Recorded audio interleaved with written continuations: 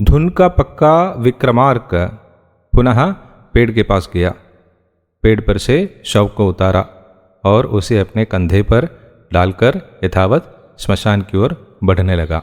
तब शव के अंदर के वेताल ने कहा, राजन, तुम्हारा आग्रह और पराक्रम प्रशंसनीय है, इसके लिए तुम्हारा अभिनंदन किए बिना नहीं रह सकता। जहाँ तुम में सद्गुण भरे पड़े हैं वहीं तुम में चंद कमियां भी हैं। इन कमियों को न सुधारने पर तुम्हें अपार कष्ट पहुंचेगा। इस बात का मुझे दुख है कि जहाँ तुम में आग्रह है, वीरता है, प्रेम भावना है, वहीं तुम में तर्क शक्ति का अभाव है। किसी भी विषय को तर्क की कसौटी पर कसना चाहिए। खरा उतरने पर ही उस विषय को कार्य रूप देना चाहिए। ऐसा न करने पर अनर्थ हो जाएगा। किसी की भलाई करने के बदले उसे कष्ट पहुंचाओगे। मुझे लगता है कि वीरदत्त की ही तरह तुम में सूक्ष्म परिशीलन का अभाव है। किसी भी विषय की तह में जाना बहुत जरूरी है। ऐसा न करने पर असलियत से अपरिचित ही रहोगे। अपने को सुधारने के लिए मैं तुम्हें मौका देता हूँ। उस वीरदत्त की कहानी मैं तुम्हें सुनाने जा रहा हूँ, ध्यान से सुनो। फिर वेताल ने कहा, बहुत पहले की बात है।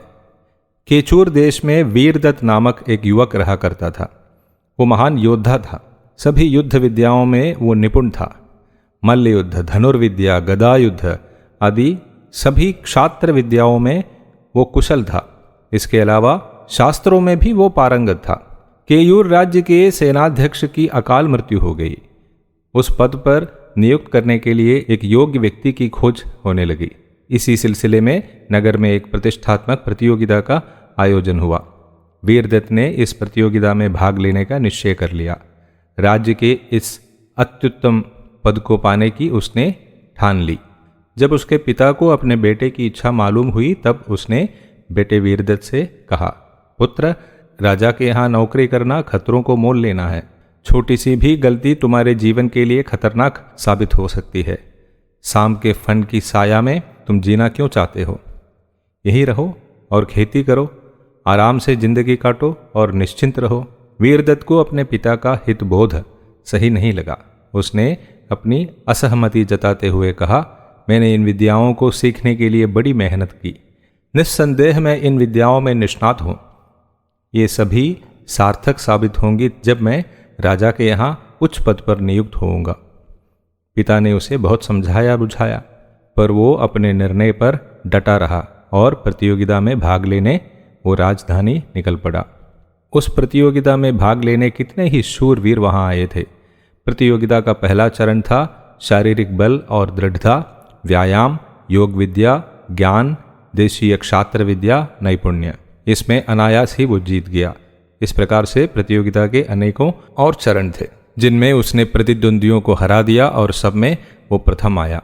इसके बाद उससे केचूर देश की भौगोलिक परिस्थितियां, पड़ोसी मित्र और शत्रु राज्यों के सेना बलों और युद्ध तंत्रों में बरती जाने वाली नीतियों के बारे में अनेकों सवाल किए गए। वीरदत्त ने इन सब प्रश्नों का सही उत्तर दिया। अब वीरदत्त को लगा कि इस प्रतियोगिता में वही निश्चित रूप से चुना जाएगा और वो सेनाध्यक्ष पद के योग्य बनेगा। उसका ये विश्वास तब और पक्का हो गया जब उसके रहने का प्रबंध एक भव्य भवन में किया गया। दूसरे ही दिन केचूर देश का महामंत्री त्रिनाथ स्वयं वीरदत्त से मिलने उस भवन में आया। पहले मंत्री ने उसकी प्रशंसा की, फिर उससे कहा, हमें विश्वास हो गया है कि सेनाध्यक्ष बनने के लिए सभी आवश्यक योग्यताएं तुम्हें भरी पड़ी हैं। देश की रक्षा में इस पद का अत्यधिक महत्व है, पर पदाधिकारी का पराक्रमी होना मात्र पर्याप्त नहीं है। इन परीक्षाओं में सफल होने मात्र से ये प्रमाणित नहीं हो जाता कि तुम में इस पद को संभालने की योग्यता है। इसलिए समयानुसार सहज परीक्षा भी तुम्हारी होगी और इसके लिए तुम्हें कुछ और दिनों तक इंतजार करना पड़ेगा। 6 महीनों तक तुम राजा के दरबार में काम करोगे। तुम्हें जो काम सौंपे जाएंगे उन्हें इस अवधि में पूरा करते रहोगे। फिर भी तुम पदाधिकारी कहलाए नहीं जाओगे। मैं आशा करता हूं कि इसके बाद तुम सेनाध्यक्ष बनोगे। इसके बाद 2 महीनों तक वीरदत्त को कोई काम सौंपा नहीं गया। एक दिन अकस्मात त्रिनाथ से बुलावा आया। वो मंत्री से मिलने गया।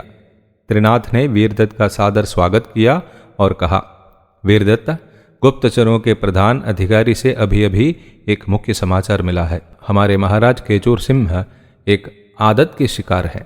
वे अनिवार्य रूप से महारानी के साथ हर दिन उद्यानवन में जाते हैं। उस समय उद्यानवन में उनके सिवा कोई नहीं होता। उनके अंगरक्षकों को भी वहां जाने की अनुमति नहीं दी जाती। शत्रु इस रहस्य को जान गए हैं और उन्होंने वहां उन्हें मार डालने की योजना बनाई है। आज से महाराज और महारानी की रक्षा का भार तुम्हें सौंपा जा रहा है। उस समय तुम उद्यानवन में रहोगे, पर ध्यान रखना कि तुम्हारी उपस्थिति के बारे में राज दंपति को बिल्कुल पता न चले। अगर उन्हें पता चल गया कि उन दोनों के अलावा कोई और उस उद्यानवन में है तो तुम्हें कड़ी सजा दी जाएगी। सावधान रहना। वीरदत्त ने सहर्ष ये कार्यभार अपने ऊपर ले लिया। उस दिन से उद्यानवन में वो राज दंपति के पीछे पीछे ही घूमने फिरने लगा, परंतु उसने हमेशा सावधानी रखी कि ये राज उन्हें मालूम न हो। 4 दिन बीत गए। 5वें दिन हठात 5 दुष्ट राज दंपति पर टूट पड़े।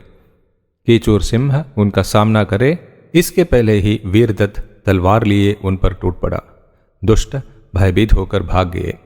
वीरदत्त ने राज दंपति को प्रणाम किया और उनसे बताया कि पिछले 4 दिनों से वो उनकी कैसे रक्षा करता आ रहा है। ये सुनते ही केचूर सिंह ने उसे हिरासत में लेने का हुक्म दिया। उस दिन रात को महामंत्री त्रिनाथ वीरदत्त से मिलने जेल में आया। पूरा विवरण जानने के बाद सहानुभूति जताते हुए उसने वीरदत्त से कहा, वीरदत्त, कल तुम्हें दरबार में हाजिर होना पड़ेगा। महाराज अवश्य तुम्हें कठोर दंड देकर ही रहेंगे। राजा का दरबार इसी प्रकार खतरों से भरा हुआ होता है। जो भी हो, तुम पर जो आपदा आई है उसका कारक एक प्रकार से मैं हूं, इसलिए मेरी सलाह है कि तुम यहां से भाग निकलो। इसके लिए आवश्यक प्रबंध भी मैं कर चुका हूं। मैं महाराज को किसी प्रकार समझा लूंगा। वीरदत्त ने क्षण भर सोचा और कहा, महामंत्री ने जो जिम्मेदारी मुझे सौंपी मैंने उसे ठीक तरह से निभाई। इस बात की मुझे चिंता नहीं है कि महाराज मुझे कल क्या दंड देने वाले हैं। मैं कहीं भी नहीं जाऊंगा क्योंकि मैंने कोई गलती नहीं की है। आपके उदार स्वभाव के लिए अनेक धन्यवाद। ये सुनकर मंत्री मन ही मन हंस पड़ा और वीरदत्त का कंधा थपथपाते हुए वहां से चला गया। वेताल ने कहानी सुनाने के बाद विक्रमार्क से कहा, राजन, हो सकता है वीरदत्त शूरवीर हो, किंतु साथ ही मुझे लगता है कि वो महामूर्ख भी है। पिता की बातों को अनसुनी करते हुए राज दरबार में नौकरी पाने की उसकी सोच ही मूर्खतापूर्ण है। महामंत्री की सलाह को भी उसने ठुकरा दिया और जेल में ही जाने का निश्चय कर लिया। जिस राजा की जान उसने बचाई उसी राजा ने उसे कैद करवाया और जेल में ठूंस दिया। ऐसे कठोर व कृतघ्न राजा का उसने कैसे विश्वास कर लिया? वो दरबार में सुनवाई के लिए क्यों तैयार हो गया? उत्तर जानते हुए भी तुम चुप रह जाओगे तो तुम्हारे सिर के टुकड़े टुकड़े हो जाएंगे। विक्रमार्क ने उसके संदेहों को दूर करने के लिए कहा, निस्संदेह वीरदत्त महावीर है। उसे मूर्ख समझना मूर्खता होगी। ऐसा व्यक्ति राजा के यहाँ काम करने के बिल्कुल योग्य है। इसी कारण वीरदत्त ने सेनाध्यक्ष बनने के लिए प्रतियोगिता में भाग ली। महामंत्री त्रिनाथ ने ठीक ही कहा कि पराक्रम व युद्ध तंत्र की जानकारी मात्र ही सेनाध्यक्ष बनने के मापदंड नहीं है। राज दंपति की रक्षा के लिए वो अकेले ही 5 दुष्टों पर टूट पड़ा। राज दंपति की शांति में उसने खलल डाला, ये केवल थोपा गया बहाना मात्र है। वीरदत्त को जेल में बंद करना, दूसरे दिन की सुनवाई आदि राजा और मंत्री की केवल नीतियां हैं। उसकी राजभक्ति, देशभक्ति और कर्तव्यपरायणता को जानने के लिए ही उन्होंने ये रास्ते अपनाए। मंत्री ने उसे आश्वासन दिया कि जेल से भागने के लिए आवश्यक प्रबंध भी किए गए हैं। फिर भी वीरदत्त ने भाग जाने से इनकार कर दिया। इससे उसकी राजभक्ति साबित हो गई। इसी कारण मंत्री मन ही मन हंस पड़ा और उसकी भुजा थपथपाई।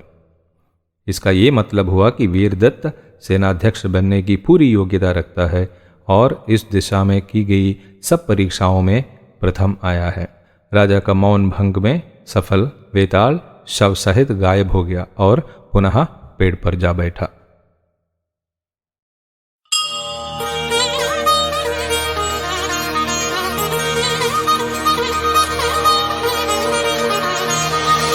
यज्ञो निःश्रेष्ठतमं कर्म